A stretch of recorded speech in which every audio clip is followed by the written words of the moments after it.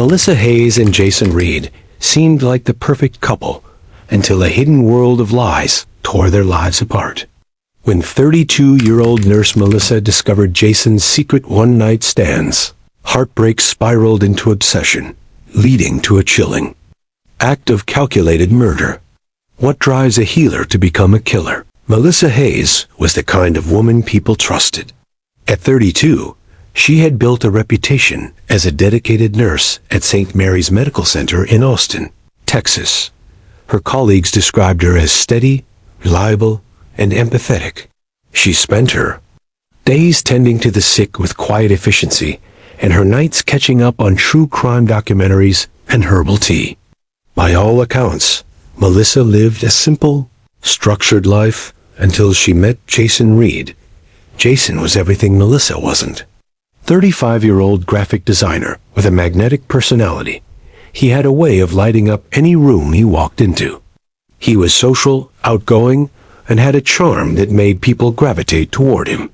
They met one summer evening at a friend's backyard barbecue, where Jason had been telling animated stories around the fire pit. Melissa was drawn in instantly. His confidence, humor, and effortless charm were unlike anything she'd encountered before. Their relationship moved quickly. Jason made Melissa laugh, made her feel seen, and brought a sense of adventure into her otherwise routine world. Within 6 months, they decided to move in together. Friends said they looked like the perfect couple. He, the laid-back creative, she, the nurturing caregiver. On social media, they posted smiling photos at brunch spots and weekend trips to the Texas Hill Country. In person, they seemed even more in sync. Jason would wrap his arm around Melissa in public, call her his anchor, and talk about their future like it was already mapped out. To their families, it seemed like a natural fit. Melissa's parents were relieved to see their daughter happy. After years of being single, Jason's friends admired how grounded he seemed since moving in with Melissa.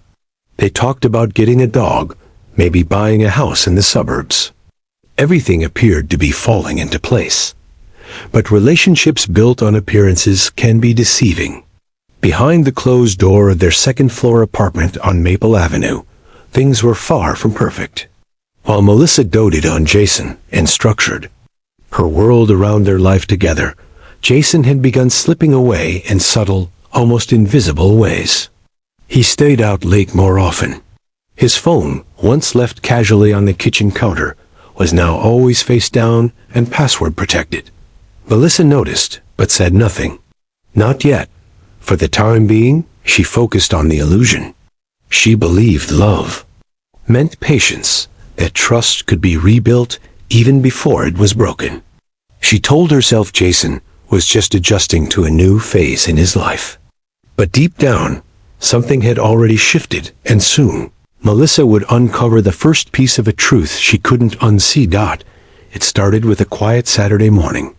Jason had gone out for coffee and left his laptop open on the kitchen table.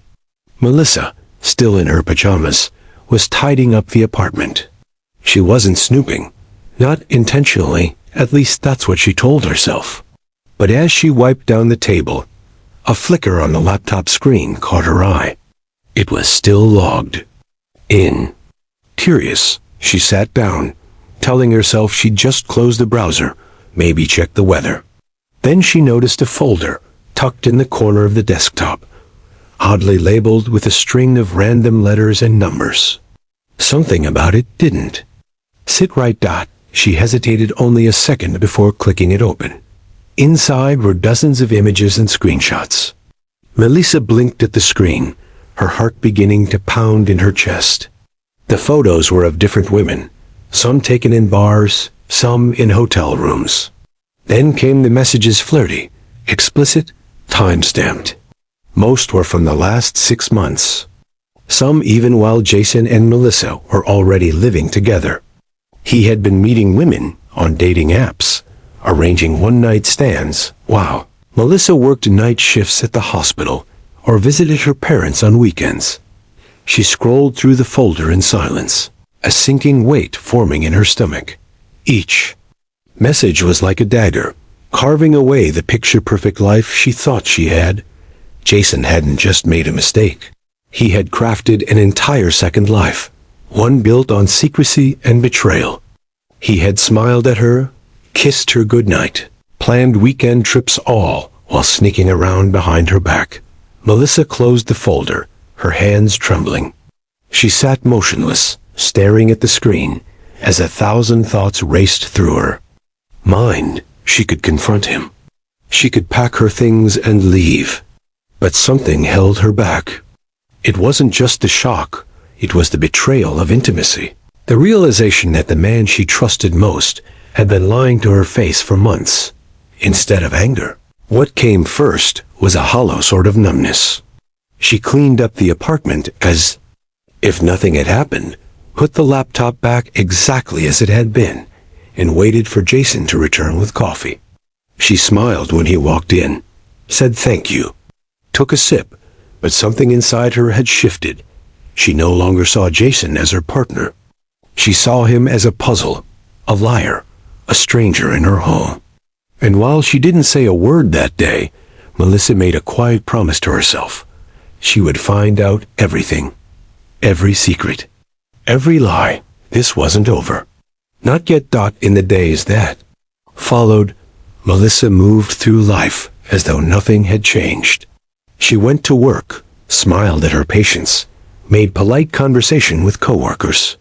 At home, she cooked dinner, asked Jason about his day, and laughed at his jokes. But beneath the surface, something had cracked wide open. Her heartbreak had taken root, spreading slowly, quietly, and with growing intensity. Melissa wasn't the type to explode. She didn't scream or throw things. Instead, she turned inward. She became methodical, calculating, consumed by a need to understand the man she had thought she knew. If Jason had hidden one life from her, what else had he kept in the shadows?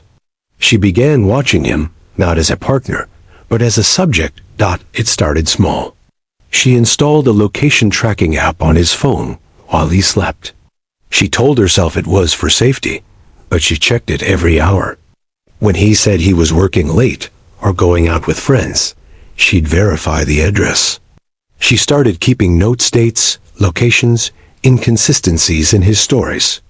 At work, she stayed late under the pretense of extra shifts, but spent her time researching GPS tracking tools and private browsing techniques. One night, she placed a small battery-operated recorder under the couch cushions. Later, she added another one inside the closet where Jason often took phone calls. She checked his mail, memorized his passwords, and browsed through his photo albums and email archives. Every discovery made her colder, more detached. The man she had once loved now existed only as a file in her growing mental archive of betrayals. Jason noticed none of this. He had grown careless, assuming Melissa's silence meant ignorance or forgiveness. He left his phone unguarded when he showered. He stayed out later and came home with faint perfume scents on his clothes. Melissa logged each detail. Her journal, once filled with weekend plans and grocery lists, became a collection of dates, times, symptoms, and possibilities. She started studying toxins during her breaks at the hospital, just out of curiosity. She told herself. She learned which poisons left few traces and how they interacted with the body over time. It was an intellectual exercise at first, something to keep her mind busy. But even she couldn't deny how often she came back to those same pages. She hadn't planned revenge. Not yet, but as the weeks passed, Melissa no longer dreamed of saving the relationship.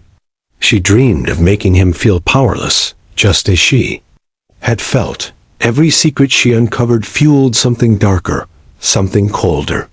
And in that silence, her heartbreak began turning into something far more dangerous.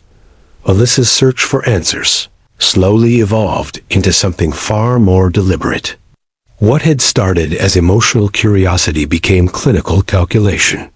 With each new discovery, another woman, another lie, her pain became more focused.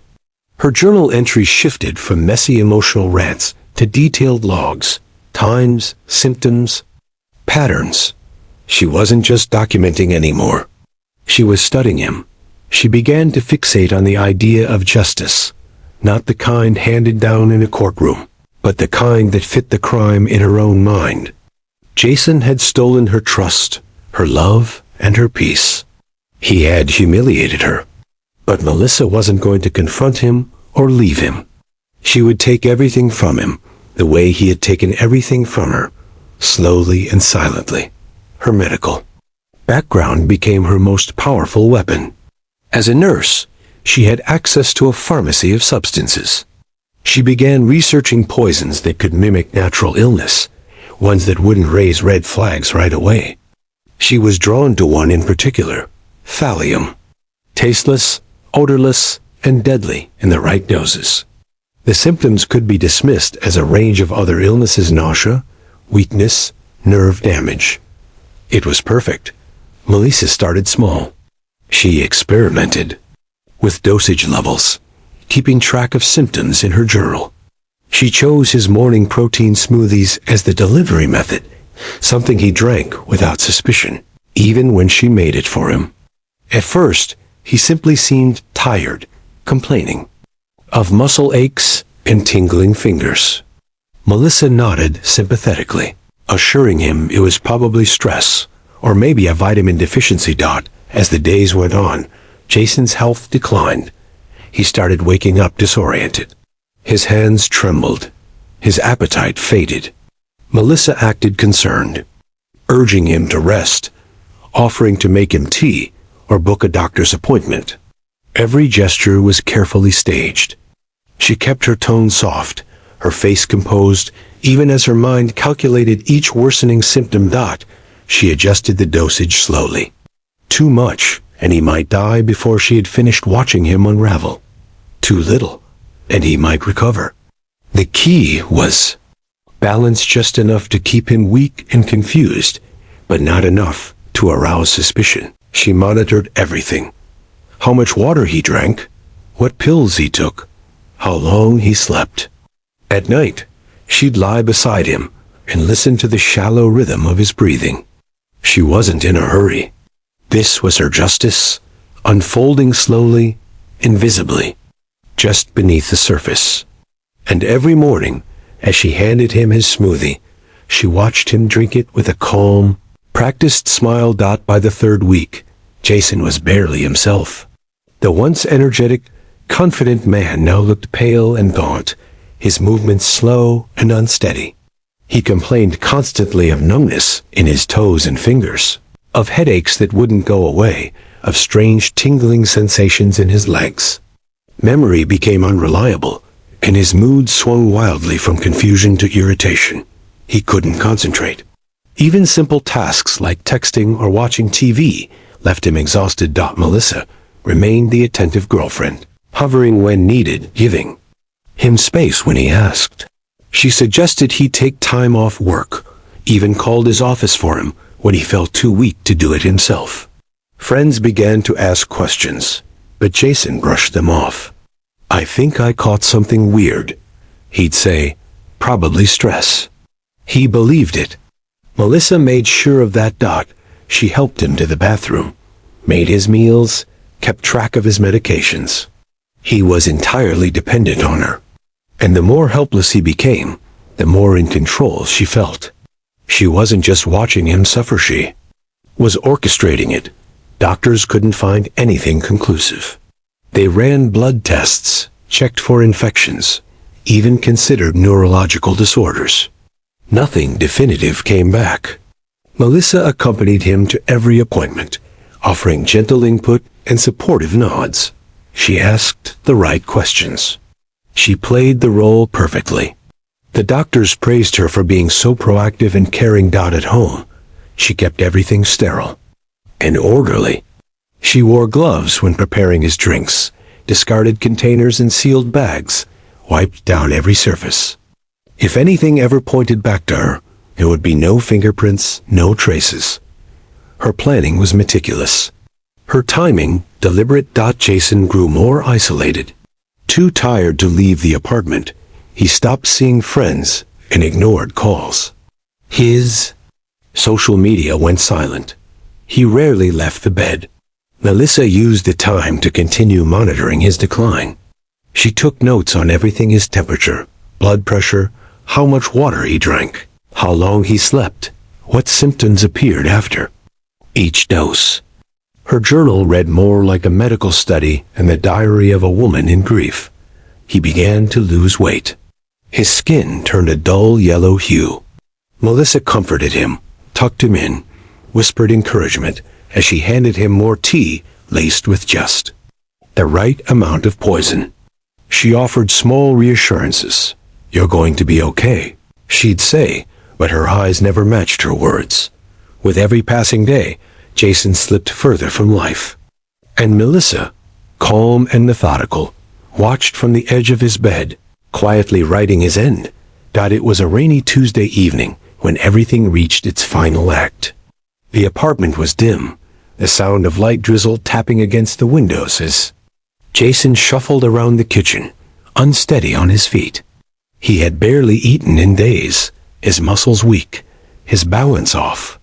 Melissa stood nearby, quietly observing him as he reached for a glass of water, his hand trembling so badly he nearly dropped it.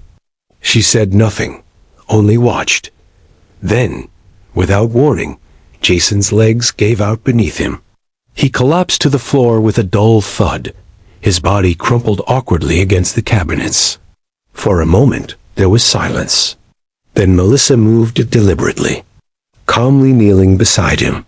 His breathing was shallow, his eyes unfocused. She reached for her phone and dialed 911, her voice steady and controlled as she reported what sounded like a sudden, tragic emergency. The paramedics arrived within minutes. Melissa met them at the door, her face the picture of shock and concern. She explained how Jason had been sick for weeks, how the doctors couldn't find anything, how she had been doing everything she could to care for him. As they loaded him onto the stretcher, Melissa held his hand, whispering reassurances through what looked like tears. At the hospital, she paced the hallway outside the emergency room, hugging herself tightly.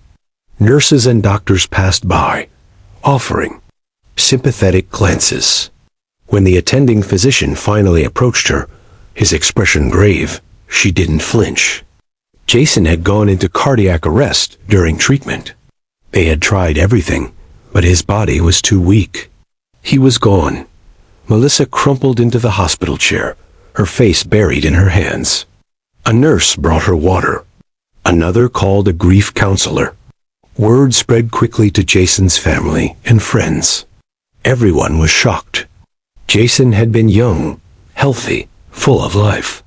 His sudden death didn't make sense, but most assumed it was some rare, undetected illness. Melissa went home alone that night. The apartment was still and cold. She sat in the living room in silence, the only sound the hum of the refrigerator. She didn't cry. She didn't speak. She just sat motionless, listening to the quiet emptiness that followed Jason's final breath. The next day, the hospital informed her that an autopsy would be performed. It was standard procedure for someone his age with no clear diagnosis. Melissa nodded calmly. She had planned for this possibility. Every step she'd taken had been careful, measured. But even perfect plans can leave behind shadows. And in Jason's case, the truth was still waiting to be found. The autopsy results arrived within a week. What the medical examiner found changed everything. Jason hadn't died from natural causes. His body contained high levels of thallium, a rare and highly toxic metal, almost never seen in typical poisoning cases. It was clear he hadn't ingested it all at once. This had been a slow, deliberate process. Someone had been poisoning him over time, bit by bit, weakening him until his body could no longer keep up. The discovery triggered an immediate investigation. The medical team alerted the authorities, and homicide detectives were assigned to the case. Thallium was not something someone encountered by accident. It pointed to one thing: murder, Detectives started with Jason's inner circle. They questioned his friends, coworkers, and family. Everyone mentioned Melissa. She had been with him constantly.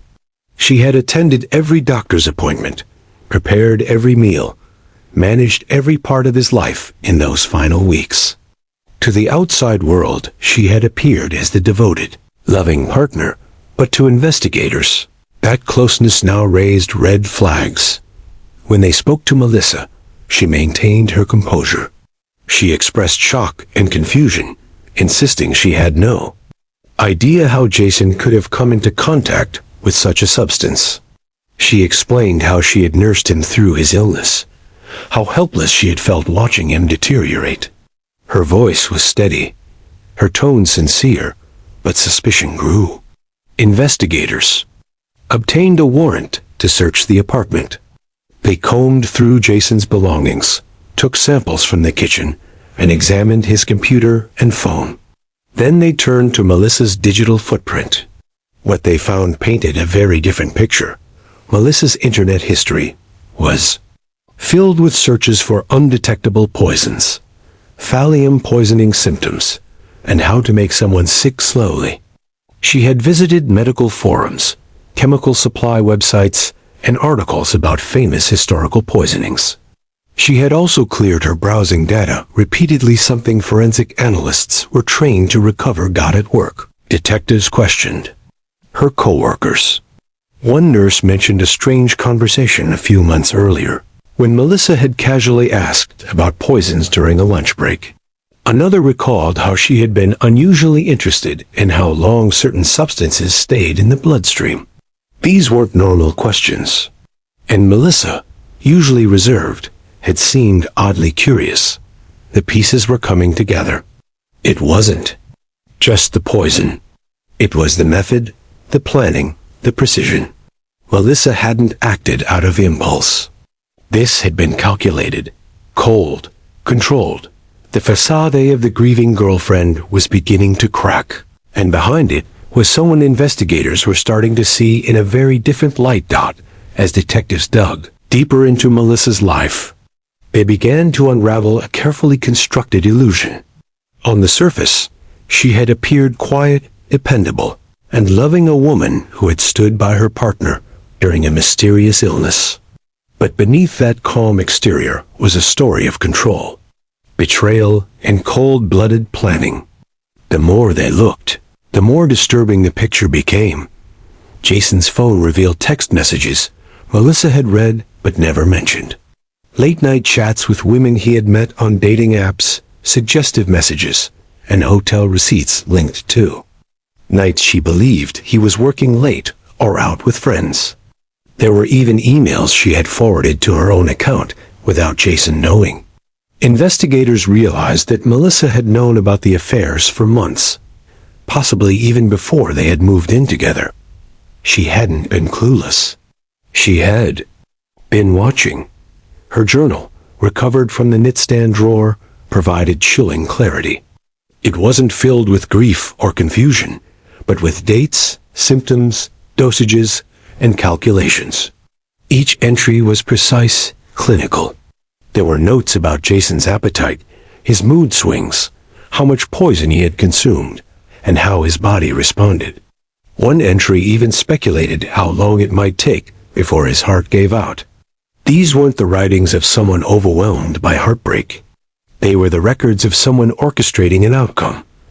Investigators also reviewed Melissa's schedule at the hospital. On days Jason had reported feeling especially ill, Melissa had worked earlier shifts, leaving her time at home to prepare meals and drinks. Neighbors were interviewed, and a few shared something odd.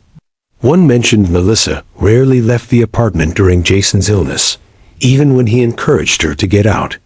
Another remembered how she always seemed oddly calm, even cheerful, when talking about how sick Jason was. At the time, they assumed it was just nerves. Now, those memories took on a much darker tone.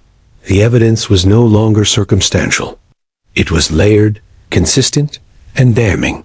From her internet searches to her detailed notes, from Jason's phone to the toxicology reports, It all pointed in one direction. Melissa hadn't broken down after discovering the truth about Jason's infidelity. She had turned it into a mission, one executed with patience and precision. Behind the mask of compassion was a woman who had studied, planned, and quietly taken control of Jason's fate. The investigators had seen revenge before, but rarely one so methodical. The grieving girlfriend was gone. In her place stood a suspect, now firmly in their sights.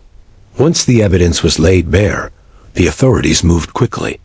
Melissa was arrested at her apartment without resistance.